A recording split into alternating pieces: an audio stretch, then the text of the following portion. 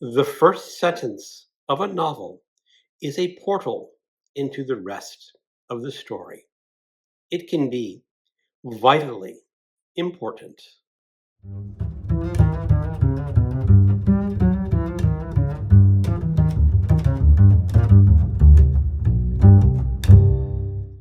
Hello, welcome to my channel. Another Bibliophile Reads. My name is Greg, and over the past week or so, I've become a little obsessed with the great American novel. What is the great American novel? Is there a single great American novel?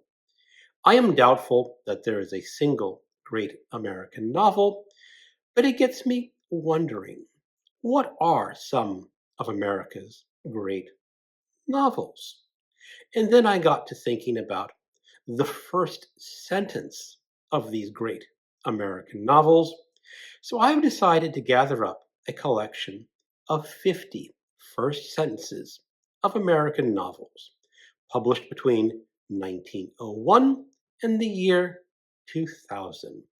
All of these novels are written by Americans, mostly about America or Americans in a foreign country. There are many genres in this collection. There are literature, however you want to describe that. There are some westerns. There are mysteries. There is horror. There is even a little bit of science fiction. But I have limited to these stories to something in the real world, more or less, so there will be no novels of alien planets or space travel. I am going to read these sentences to you. I will not say what novel they come from, because I want to see if watchers of this video or people listening in can recognize which book these first sentences come from. I am going to number the sentences from 1 to 50. In a coda to this video, I will read that number along with its title and author. I will also leave the titles and authors in the description of this video. But how many will you know? 1. It was 4 o'clock when the ceremony was over and the carriages began to arrive. 2. So it was in him, then, an inherited fighting instinct, a driving intensity to kill. 3. On a January evening of the early 70s, Christine Nielsen was singing in Faust at the Academy of Music in New York.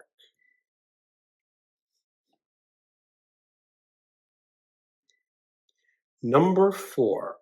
The towers of Zenith aspired above the morning mist, austere towers of steel and cement and limestone, sturdy as cliffs and delicate as silver rods. 5. In my younger and more vulnerable years, my father gave me some advice that I've been turning over in my mind ever since. 6. Dusk of a summer night. 7. Robert Cohn was once middleweight boxing champion of Princeton. 8. Through the fence, between the curling flower spaces, I could see them hitting. 9. One summer evening in the year 1848, 3 cardinals and a missionary bishop from America were dining together in the gardens of a villa in the Sabine Hills, overlooking Rome. 10. They threw me off the hay truck at noon.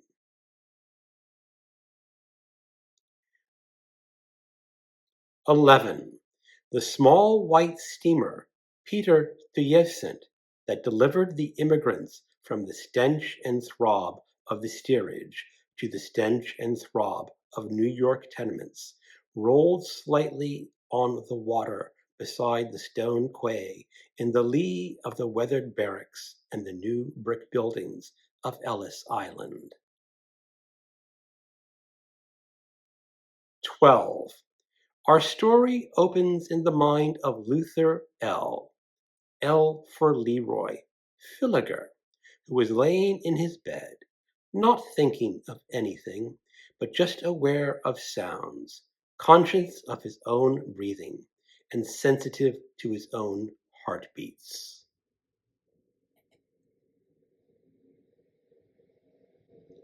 13.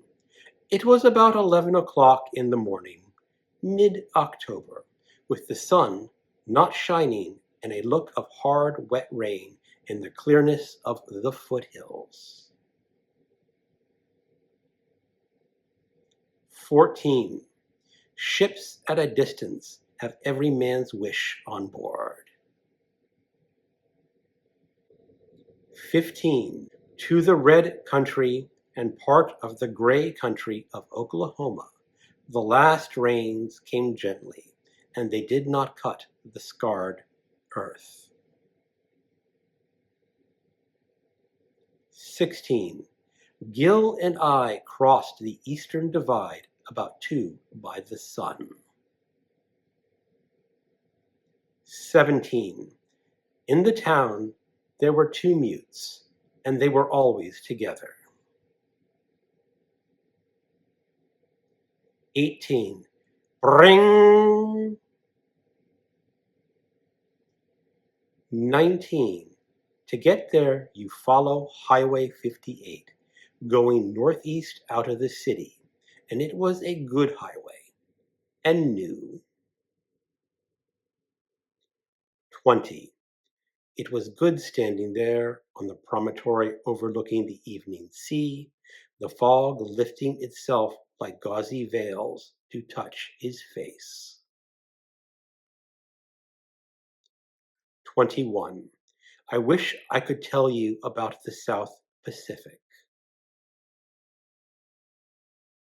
22. The captain never drank. 23. It was a pleasure to burn. 24. Roy Hobbs pawed at the glass before thinking to prick a match with his thumbnail and hold the splittering flame in his cupped palm close to the lower berth window. But by then he had figured it was a tunnel they were passing through and was no longer surprised at the bright sight of himself holding a yellow light over his head, peering back in.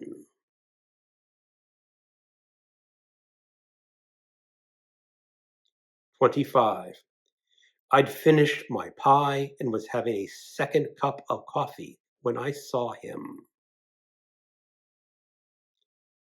26. I am an invisible man. 27.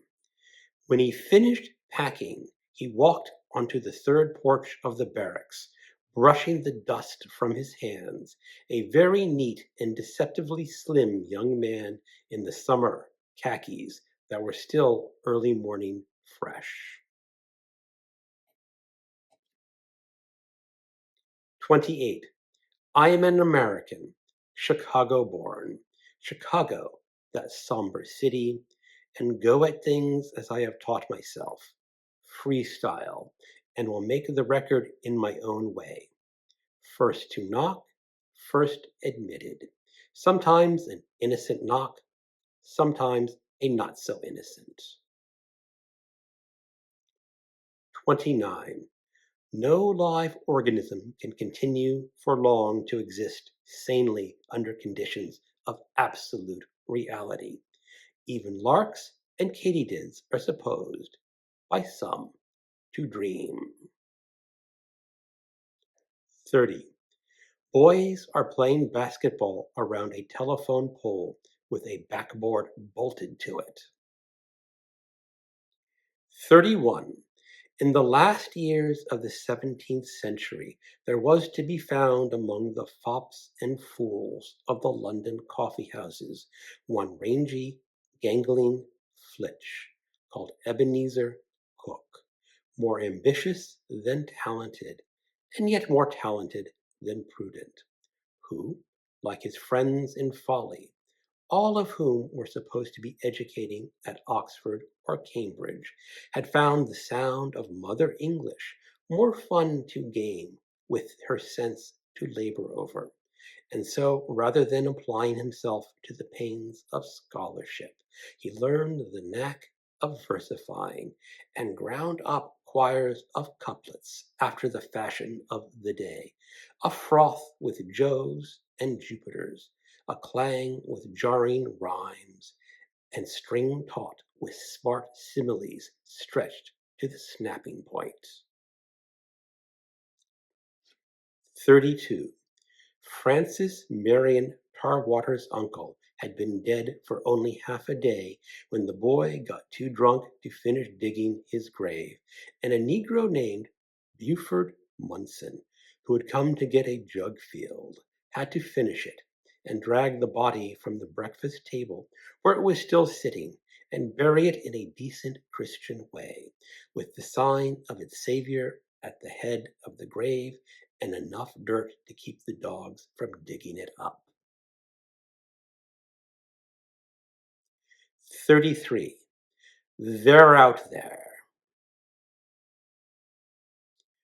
34.